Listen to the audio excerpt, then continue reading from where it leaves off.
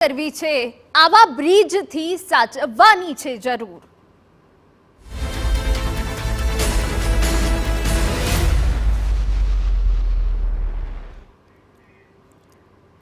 રાજકોટના રાજાશાહી વખતના બ્રિજની હાલત પણ અત્યંત જર્જરિત છે। ઉપલેટાથી પસાર થતી મોજ નદી પરનું બ્રિજ પણ અત્યંત જર્જરિત હાલતમાં છે। રાજાસર ભગવતસિંહજીના સમયે બનાવેલા બ્રિજ પર ગાબડા પડી ગયા છે। દિવાલમાં તિરાડો પડી છે અને સળિયા પણ દેખાઈ રહ્યા છે। તંત્રએ માત્ર ભારે વાહનોની અવરજવર પર પ્રતિબંધ મૂકીને સંતોષ માની લીધો છે। બ્રિજ ધરાશાયી થવાના આરી છે ત્યારે તાત્કાલિક સમારકામની માંગ ઉઠી છે।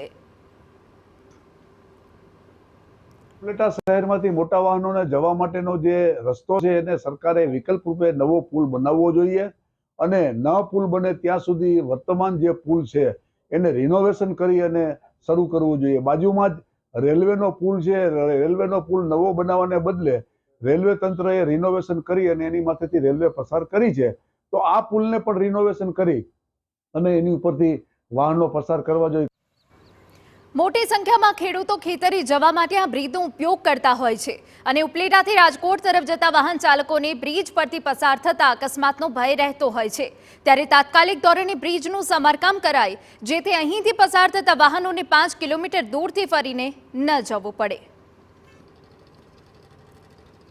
મોજ નદીના કાંઠે આવેલો રાજાશાહી વખતનો જે પુલ બાંધેલો છે એ અત્યંત જર્જરિત હાલતમાં બની ગયો છે અને તંત્રને ખબર છે કે આ પુલ હવે પડે એવો છે અને ઉંમર પણ પૂરી થઈ ગઈ છે, પરંતુ તંત્રને કોઈ જાતની ફિકર જ નથી।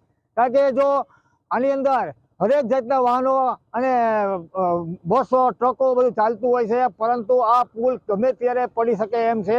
આ પાણીનો રસ્તો અત્યારે ડેમ ભરાઈ ગયું તો પાણી આવે તો એના માટે ચાલે તો પુલ તો હાવ નબળું પડી ગયું છે।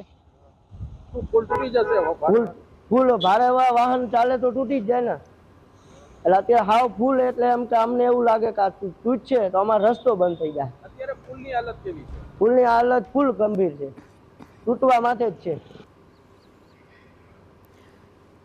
તો વહેલી તકે સમારકામ થાય તેવી લોકોની માંગ છે। સૌથી વધારે ખેડૂતો કે જે ખેતરે જવા માટે આ બ્રિજનો ઉપયોગ કરતા હોય છે।